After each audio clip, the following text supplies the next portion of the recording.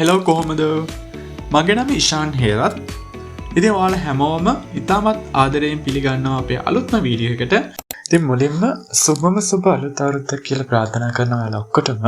කලින් වීඩියෝ එකේ මම මෙච්ච පොරන්දු විදිහටම මේ වීඩියෝ එක අරන් ඇවිල්ලා තියෙන්නේ ඕපනින් මෙතඩ්ස් ගැන.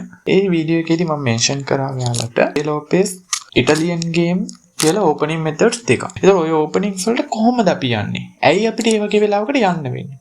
ඇත්තටම ඕපනින්ග්ස් කියලා කිව්වම ඕපනින්ග්ස් වල ගොඩක් තියෙනවා. සාමාන්‍යයෙන් මේ වීඩියෝ එක අහන ඔයා චෙස් වල බේසික්ම ලෙවල් එකේ නම් ඉන්නේ. ඔය කියන්නේ බිගිනර් ලෙවල් එකේ නම් ඉන්නේ. සමහර වෙලාවට ඔයා දැන් දන්නවත් ඇති එකක් දෙකක් චෙස් ඕපනින්ග්ස්. එහෙම නැත්තම් සමහරට ඔයා අතරමැදි මට්ටමක වගේ ඉන්නවා නම් ඉන්ටර්මීඩියට් ලෙවල් එකක ඉන්නවා නම් ඔයා සමහරට මේ ඕපනින්ග්ස් ගැන දන්නවා ඇති. ඉතින් අර දෙගොල්ලොන්ටම තේරෙන විදිහට මම ගොඩක් සරලව මේක කියන්නම්. හිතන්නකෝ මෙහෙම සාමාන්‍ය e4 දැම්ම කියලා කියනකෝ white සාමාන්‍ය එන්න පුළුවන් move එකක්. white ගේ e4 කියන move එකට black e5 දැම්ම කියලා හිතන්න. ඊට පස්සේ ගොඩක් වෙලාවට white කරන්න පුළුවන් දේවල් කල්පනා කරලා බලන්න ඕනේ ඊළඟ move එකේදී. chess වල ගොඩක්ම ඔය තියෙන්නේ එක දෙයක් කරාට පස්සේ ඒ දෙයට වෙන්න පුළුවන් දේවල් ගොඩක් තියෙනවනේ. ඒ සම්භාවිතාවයන් අතරින් අපි හොඳම එක තමයි තෝරගන්න ඕනේ. තේරුණාද? එතකොට දැන් මෙතනදී සාමාන්‍ය අපිට පුළුවන් සෙන්ටර් එකේ ආපු black pawn ට attack කරන්න අපේ knight ගෙනියන්න පුළුවන්. සාමාන්‍ය usually එහෙම එකක් වෙනවා. knight f3 වගේ යනවා. සාමාන්‍ය වෙන්න පුළුවන්. ඊට පස්සේ black ඔත් හිතන්නකෝ ඒ ෆෝන් එක ගාඩ් කරන්න එයාට ගේන්න පුළුවන් knight x වලට ගේන්න පුළුවන්. තේරුණාද? එතකොට අපේ ඊළඟ move එක මොකක්ද? ඒක මත තමයි ඉටලියන් ගේම් එකයි රේ ලෝපෙස් ඕපනින් එකයි තීරණය වෙන්නේ. තේරුණාද? හිතන්න බිෂොප් ඇදලා බිෂොප්ව ගෙනියනවා කියලා හිතන්නකෝ b5 වලට. බිෂොප් b5 වලට ගෙනියන්නේ ඇයිද? බිෂොප් b5 වලට ගෙනියන එකේ අනාගතයේක වැදගත් වෙන්න පුළුවන් knight පින් වෙනවා. හරිද? ඒක පුල් පින් එකක්. සමහර වෙලාවට දැන් ඔය පින් කියලා කිව්වම පුල් පින් කියලා කිව්වම ඔයාලට සමහරට තේරෙන්නේ නැතුව ඇති. chess tactic නේද? ඒවම chess වල තියෙනවා එක එක උපක්‍රම. pin, discover attack, ඊට පස්සේ fork, family fork, ඒ fork වලත් එක එක වර්ග තියෙනවා එහෙම. හරි? decoy, ඊට පස්සේ double attack වගේ ගොඩක් තියෙනවා. හරිද? ඒවා ගැන මම තව වීඩියෝ එකක් කරන් එන්නම්. එතකොට මෙතනදී පින් එකක් ලැබෙනවා. සාමාන්‍ය තේරෙන්නේ නැති මම සාමාන්‍ය තේරෙන විදිහට කියනකො තේරෙන අයට තේරෙන්නේ නැති අයට හැමෝටම. එතකොට පින් එකකදී වෙන්නේ ඇත්තටම හිතනවා මෙහෙම මොකක් හරි එක ඉත්තෙක් ඉන්නවා. ඒ ඉත්තට පිටිපස්සෙන් තවත් ඉත්තෙක් ඉන්නවා. හරිද? එතකොට ඔයා ඒ ඉත්තම මූව් කරොත් එහෙම ඒ ඉත්තව හෙලෙව්වොත් එහෙම පිටිපස්සෙන් ඉත්ත කැපිලා යනවා. එහෙම වුණොත් එහෙම අපිට ඉත්ත හොලවන්න බෑ නේද? හොලවන්න පුළුවන් හැබැයි පිටිපස්සෙන් ඉත්ත වටිනාකමෙන් අඩු ඉත්තෙක් න ะ. තේරුණාද මම කියන එක? ඒතකොට පිටිපස්සෙන් ඉත්ත ඇත්තටම වටිනාකම වැඩි ඉත්තෙක් නම් අපිට ඉත්ත අර අපේ වටිනාකමෙන් අඩු ඉත්තව මූව් කරොත් එහෙම පිටිපස්සෙන් ඉත්ත කැපිලා යනවා. ඒක තමයි පින් එකක් කියලා කියන්නේ සරලවම තේරෙන භාෂාවෙන් කිව්වොත්. ඒතකොට පුල් පින් එකක් කියලා කියන්නේ පිටිපස්සේ ඉන්නේ කින්න. අපිට කොහෙත්ම මූව් කරන්න බෑනේ. ඉල්ලීගල් මූව් එකක් වෙනවා. තේරුණා නේද? හරි. ඒතකොට ඔය අදහසත් එක්ක අපිට ඕනනම් බිෂොප් අරන් ගිහිල්ලා b5 වල තියන්න පුළුවන්. එහෙමත් නැත්නම් බිෂොප් අපිට ගේන්න පුළුවන් c4 වලට. ඒ කියන්නේ කෙලින්ම c4 වලට දාන්න පුළුවන්. හරිද? බිෂොප් ඕන නම් අපිට c4 වලට දාන්න පුළුවන්. එහෙම වුණොත් එහෙම අපි කියනවා ඉටලියන් ගේම් එක කියලා. බිෂොප් b5 වලට ගෙනිච්චොත් අපි කියනවා රේ ලෝපෙස් කියලා. තේරුණාද මං කියන එක? එතකොට ඔය මූලික ඇදීම් වාර 3යි 4 වෙනි මූව් එකෙන්නේ අපි කිව්වේ 4 වෙනි මූව් එකෙන් තමයි 3 වෙනි මූව් එකෙන් ඇත්තටම 3 වෙනි මූව් එකෙන් තමයි ඒක තීරණය වෙන්නේ මොකද්ද? රේ ලෝපෙස් ද යන්නේ ඉටලියන් ගේම් ද යන්නේ කියන්නේ. එතකොට බ්ලැක් ගේ රෙස්පොන්ස් එකත් වෙනස් වෙනවා. ඒ බ්ලැක් ගේ රෙස්පොන්ස් එක අනුව එකම ඕපනින් එක වුණාට ඒ ඕපනින් එකේ වේරියේෂන්ස් ගොඩක් තියෙනවා. තේරුණාද? එතකොට අපිට මේ වේරියේෂන්ස් වෙන වෙනම ඉගෙන ගන්න ඕන. චෙස් කියලා කියන්නේ දවසකින් දෙකකින් ඔයාලට ඉගෙනගෙන අවසන් කරන්න පුළුවන් දෙයක් නෙවෙයි. තේරුණාද මං කියන එක? හැමදාම අලුත් දේවල් එක කට්ටිය අත්හදා බලනවා. එහෙම නැති වුණොත් එහෙම අපිට අපේ ගේම්ස් දිනන්න බෑ. තේරුණාද? ඒක නිසා මේක ෆුල් ටයිම් කරන්න වෙනවා. තේරුණාද?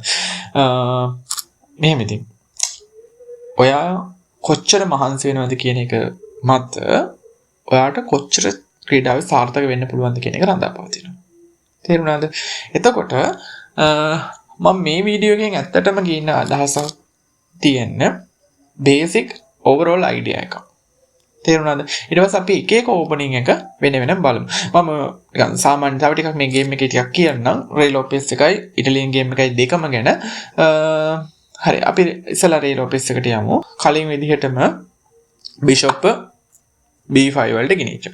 එතකොට දැන් සාමාන්‍ය මම මේ නම් කියන්නේ නැහැ. නම් කියන්නේ නැතුව variations ගැන කියන්න. දැන් ඔහොම දැම්මට පස්සේ variation කටපාඩම් කරන්න ඕන කියන එක මම කියන්නේ. ඒකේ idea එක තියාගන්න. මෙහෙම lines තියෙනවා කියලා. තේරුණාද මම කියන එක? එතකොට ඒ lines අත්හදා බලන්න ඕන. වාගේ games වල තනියෙන් ඇදලා බලන්න. දෙපැත්තම Tamanට අදින්න පුළුවන් board එක දිග අරගෙන. ඒ විදිහට බලලා අලුත් දේවල් තියෙනවා නම් හොයාගන්න. ඒ වගේ traps තියෙනවා. මම ඒකයි පළවෙනිම වීඩියෝ එකෙත් ඔයාලට කිව්වා. ඒක බැලුවේ නැත්නම් මම ඩිස්ක්‍රිප්ෂන් එකේ දාන්න link එක. ඒක බලන්න. ඒකේ මම කිව්වා එක opening traps තියෙනවා. ඒ opening traps වලට අපි අහුවෙන්නේ නැතුව ඉන්න නම් ඒවා දැනන් ඉන්න ඕන. තේරුණාද? සමහරවිට බ්ලන්ඩ් එකක් විදිහට වාගේ ගේම් එක අනිත් පැත්තට යන්න පුළුවන්. තේරුණාද? හරි. එතකොට දැන් මේකෙදි මොනවද කරන්න පුළුවන් කියලා දැන් අනිවාර්යයෙන්ම පින් එකක් ආවම පින් එක අපි වලක්වා ගන්න ඕන. ඒක නිකන් සාමාන්‍ය තේයක්නේ. හරි. එතකොට දැන් මේකට අපිට කරන්න පුළුවන් එක දෙයක් තමයි ඔය black side එකේ pawn A6 වලට ගන්න පුළුවන්. A6 වලට ගත්තොත් එම bishop පොතෙන් තියන් ඉන්නේ නැහනේ. bishop කැපෙනවනේ. ඒ නිසා bishop අයින් කරන්න වෙනවා. හරිද? ඒතර bishop ට ඕන නම් පුළුවන් පිටිපස්සට එන්න A4 වලට එන්න පුළුවන්. එහෙමත් නැත්නම් bishop ට හිටපතන්ට නේද හම්බෝ. එහෙම කරන්න එපා. ඒක වැඩක් නැහැ නේ. තේරුණාද? අපිට ඕන නම් පුළුවන් වෙන තැනකට එන්නත් පුළුවන්. හරි.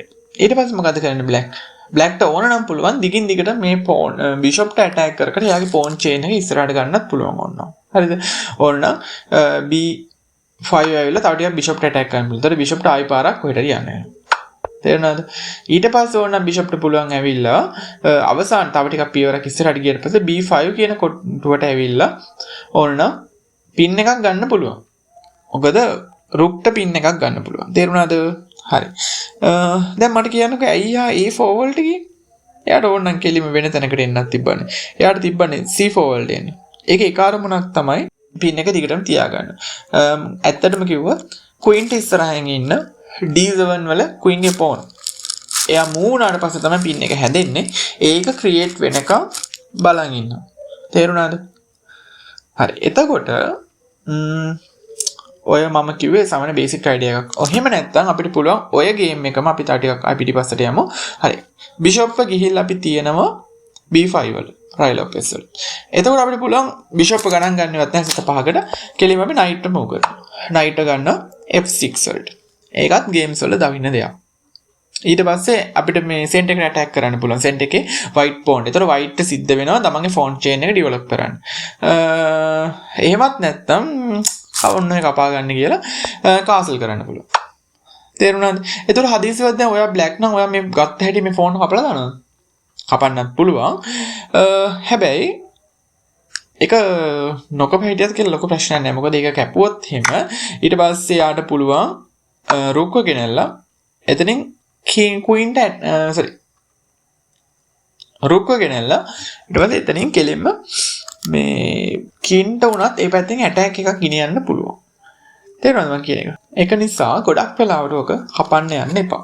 හරි. ඕනනම් බිෂොප් මූව් කරන්න පුළුවන් නේද? තේරුණාද? එහෙම කරන්නත් පුළුවන්. වෙන ඕනනම් පෝන්ස්ලා මූව් කරන්නත් පුළුවන්. තේරුණාද මම කියන එක? හරි. එතකොට අපි යමු දැන් ඉටලියන් ගේම් එකට චුට්ටක්. හරි. එතකොට මේ ගේම් එකේදී අපිට පුළුවන් මොනවද කරන්න? black විදිහට මම ඇදලා නම් ගොඩක් වෙලාවට මම ගේම් මූව් එක තමයි bishop c5 දාන එක. තේරුණාද? ඒක තමයි මගේ ගොඩක් මූව් එක වෙන්නේ. ඒකේ අයිඩියා එක මොකද්ද?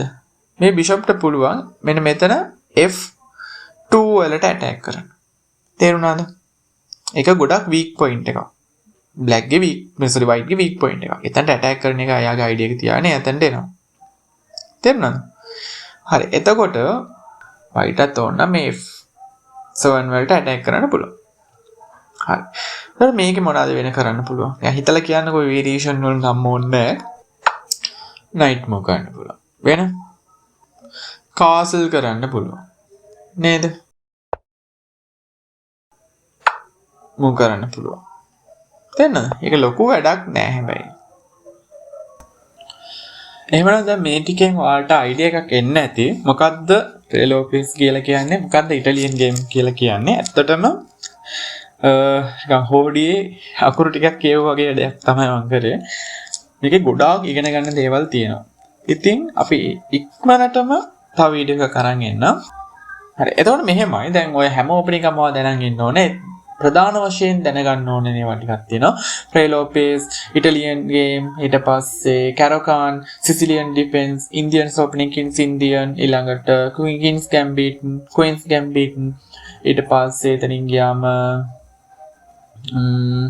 බෙන්කෝ ගැම්බිට් එක වගේ ගැම්බිට්ස් තියෙනවා. ඒ කියන්නේ ගැම්බිට්ස් කියලා කියන්නේ මේ ඇත්තටම මේක කියන්නේ මෙහෙම. ගැම්බිට් කියලා වෙනම වර්ගයක් තියෙනවා. ඒ කියන්නේ අපේ ඇත්තටම ඕපනින් එක ප්‍රධාන වශයෙන් තියෙනවා මෙහෙම. හිතන්න ඔයාට ඩිෆෙන්ස් කරන්න තමයි ඕන. يعني ඔයා ආරක්ෂාව තමයි ඔයාගේ අරමුණ තියෙන්නේ. සවත් ඒවා තියෙනවා. අපි ඉත්තෝ කිහිපයක් දෙනවා. ඉත්තෝ කිහිපයක් දීලා එකකින් ඇඩ්වාන්ටේජ් එක අරගෙන යන්නේ මේ ලොකු දෙයක් කරන්න පුළුවන්. හැබැයි අපි ඉත්තෝ ටික මුලින් දෙනවා අපි ටික. තේරුණාද? يعني ඒකේ ඇඩ්වාන්ටේජ් එක ගන්නවා කියලා කියන්නේ පීසස් වල ඇඩ්වාන්ටේජ් එකක් නෙමෙයි අපි ගන්න. එතන ඉත්තෙක් කැපිලානේ එතකොට නේද? ඒතකොට ඉත්තෙක්ගේ අඩු වෙලා හැබැයි වුණා අපි පොසිෂනලි හොඳ ඇඩ්වාන්ටේජ් එකක් ගන්නවා. තේරුණාද? අන්න ඒ වගේ ඒක එක ඕපනින් එක කතා කරනකොට තමයි ඔයාලට තේරෙන්නේ. තේරුණාද? නිකන් මම මෙහෙම කිව්වට තේරෙන්නේ නැහැ. ඔය එක ඕපනින්ස් ගැන අපි කතා කරමු. ඕන තරම් අපිට ඒව ගැන කතා කරන්න පුළුවන්. මම ගොඩක් වෙලාවට සතියේ වීඩියෝ කිහිපයක් දානවා. අපි බලමු. එහෙමනම් හැමෝටම ජය වේවා. මම ඉෂා